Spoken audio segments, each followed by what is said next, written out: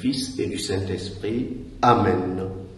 De l'Évangile de Jésus-Christ selon Saint Jean au chapitre 11, au verset 3 à 7, 17, 20 à 27, 3, 33, 45. En ce temps-là, Marthe et Marie, les deux sœurs de Lazare, envoyaient dire à Jésus: « Seigneur, celui que tu aimes est malade. » En apprenant cela, Jésus dit: « Cette maladie ne conduit pas à la mort, elle est pour la gloire de Dieu, afin que par elle le Fils de Dieu soit glorifié. » Jésus aimait Marthe et sa sœur, ainsi que Lazare. Quand il apprit que celui-ci était malade, il demeura 2 jours encore à l'endroit où il se trouvait.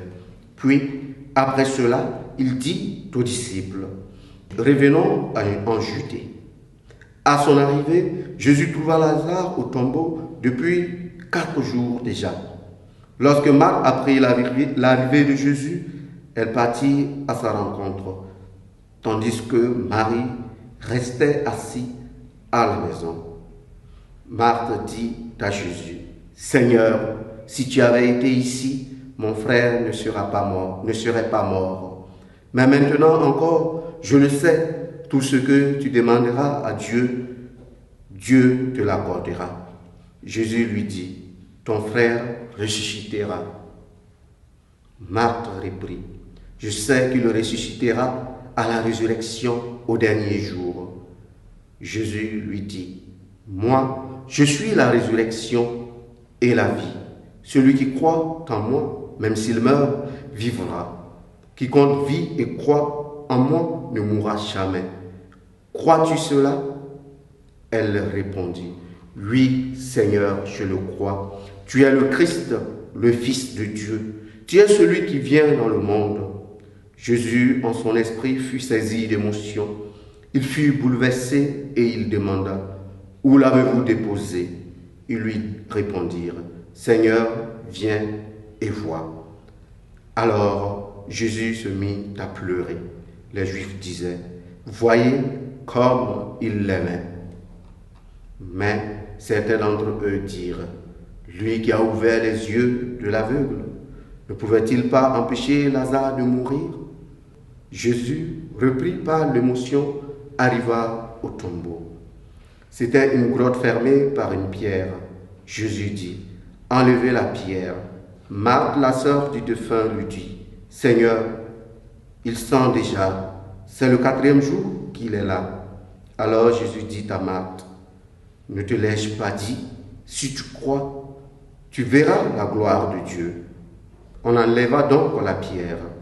Alors Jésus leva les yeux au ciel et dit: « Père, je te rends grâce parce que tu m'as exaucé.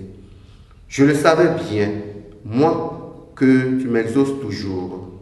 Mais je le dis à cause de la foule qui m'entoure, afin qu'ils croient que c'est toi qui m'as envoyé. » Après cela, il cria d'une voix forte: « Lazare, viens au dehors. » Et le mort sortit, les pieds et les mains liés par des bandelettes, le visage enveloppé d'un sueur.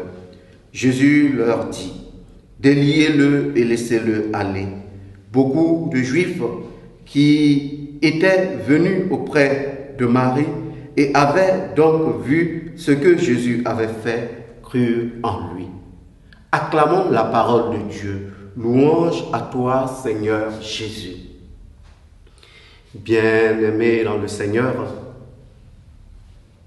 en ce 5e dimanche de Carême, le Seigneur nous invite à nous projeter déjà dans la vie en lui, de sorte que la résurrection de Lazare est pour nous une préfiguration de ce qui nous attend. Une préfiguration, pourquoi? Parce que justement, elle annonce le mystère pascal qui va se manifester bientôt. Comment est-ce que le Christ prend l'initiative de nous ouvrir et de nous baliser le chemin qui mène à Dieu. Et ce chemin-là, c'est lui. Et il nous invite justement à faire ce saut de la foi.